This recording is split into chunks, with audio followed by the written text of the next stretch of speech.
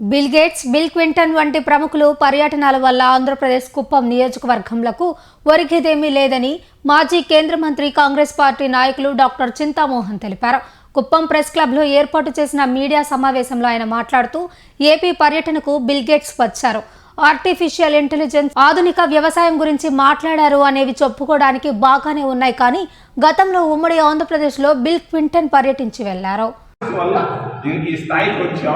కాంగ్రెస్ కాదని ఆడపోయావు, నువ్వు ఆడేమన్నా సాధించావా? పొద్దున్నే సాయంకాలం దాకా భరిస్తున్నాడు. ఎన్టీ రామారావు తెలుగుదేశం పార్టీ ఆంధ్రుడు ఆత్మగౌరవం అంటా ఉంటే మరి ఈయన అర్ధరాత్రి ఎప్పుడు పోయి అమిత్ షా దగ్గర కూర్చొని వస్తున్నాడు. ఆత్మగౌరవం ఏమవుతా ఉంది? ఆంధ్రుల ఆత్మగౌరవం ఆలోచించమని నేను చంద్రబాబు నాయుడు గారికి సూటిగా నేను ఆయన నియోజకవర్గాల నుంచి తెలియజేస్తూ, రెండో విషయం ఆర్టీసీ బస్ స్టాండ్ మరి 12 బస్ స్టాండ్లు అమ్మాలంటున్నాడు. అవసరమా? బస్ స్టాండ్ లేదు, అమ్ముకునేది ఒళ్ళూళ్ళు వాడికి అమ్ముతాడంట. ఏది?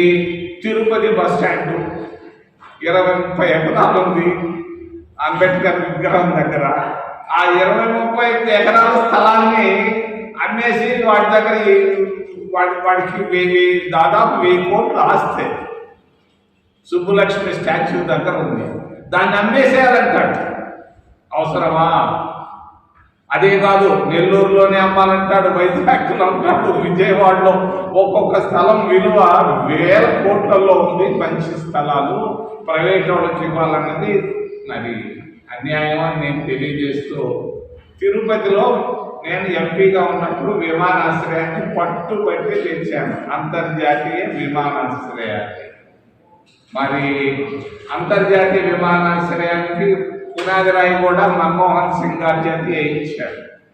మరి ప్రారంభోత్సవం అయింది. ఈరోజు దాన్ని అమ్మేయాలంటాడు 3000 ఎకరాల భూమిని. ఆయన మంత్రిగా ఒక ఆయన ఉన్నాడు, రామ్మోహన్ రావు అని, రామ్మోహన్ నాయుడు అనుకుంటా పేరు. మరి దాన్ని అమ్మేయాలంటాడు 3000 ఎకరాలు. ఎవరికి? అదానికి. త్రివేంద్రంలో ఒకటి అమ్మేశారు, మరి తిరుపతిలో అమ్మాలనుకుంటున్నారు. మరి బొంబాయిలో ఒక విమానాశ్రయాన్ని పెట్టుకున్నాడు జీవి కృష్ణారెడ్డి అని, నెల్లూరు ఆయన మెరుక్కున్నాడు ఆయన అదాని.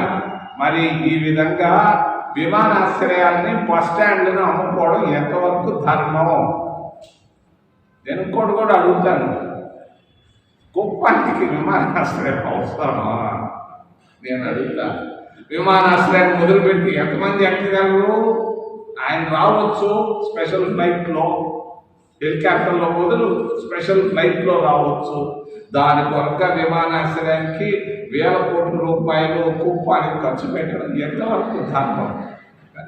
మరి కాలేజీలు మొదలు పెట్టండి, దానికి ఉద్యోగాలు ఇప్పించండి. ప్రతి ఊర్లో ప్రతి ఇంట్లో ఒకరిద్దరు నిరుద్యోగులు ఉన్నారు, వాటికి ఉద్యోగాలు ఇప్పించవయ్యా. హాయిగా బతుకుంటారని పేరు చెప్పుకుంటారు. నిరుద్యోగ సమస్యకి ఏమన్నా చేశారా కుప్పానికి కానీ ఆంధ్రప్రదేశ్ రాష్ట్రానికి అని నేను సూటిగా ఆయన అడుగుతూ, మూడో అంశం బడ్జెట్.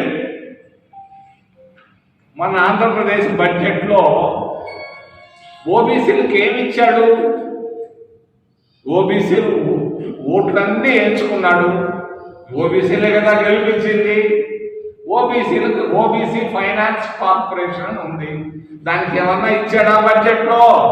సున్నా. ఓబీసీ బిడ్డలు చదువుకుంటా ఉన్నారు కాలేజీల్లో, వాళ్ళకి ఏమన్నా మెస్ బిల్లులు ఇస్తున్నాడా? ఫుల్ మెస్ ఛార్జీలు కానీ స్కాలర్షిప్లు కానీ సరిపోయినంత ఇస్తున్నాడా? లేదు.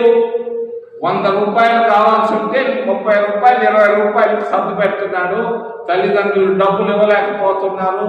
వీళ్ళు కష్టాల్లో కన్నీటితో మరి ఆకలితో ఈరోజు ఓబీసీ విద్యార్థులు చదువుకుంటున్నారు.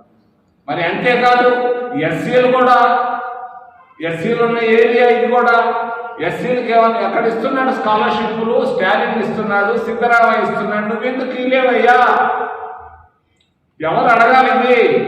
నేను చదువుకునే రోజుల్లో ఇందిరాగాంధీ దగ్గరికి 74వ సంవత్సరం 1974 ఏప్రిల్లో వెళ్ళి క్యూలో నిలబడి నేను స్కాలర్షిప్ని నేను ఎన్హాన్స్ ఎక్కువ చేసుకొని వచ్చాను. 75 రూపాయలని 150 రూపాయలు చేసుకున్నాం. ఫుల్ మెస్ ఛార్జీలు తీసుకున్నాం, పాకెట్ మనీ తీసుకున్నాం, ఫీజులు తీసుకున్నాం. ఈ రోజు ఏది ఎక్కడ పోయింది? కాంగ్రెస్ ప్రభుత్వం ఉన్నప్పుడు ఉన్నటువంటి ఫుల్ మెస్ ఛార్జీలు, ఫీజు రియంబర్స్మెంట్లు ఎందుకు పోయినాయి, ఎందుకు ఆపేమో నేను అడుగుతున్నా. జగన్మోహన్ రెడ్డి గారిని కూడా అడుగుతున్నా.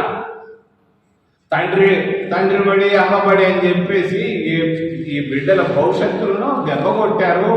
దీన్ని నేను ఖండిస్తున్నా.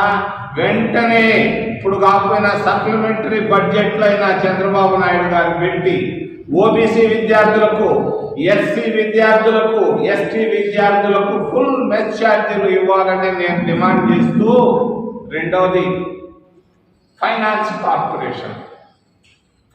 కార్పొరేషన్ల వల్ల ఎంత ఉపయోగం ఓబీసీల ఫైనాన్స్ కార్పొరేషన్ మూసేశారు. 0 బడ్జెట్లో రూపాయి లేదు.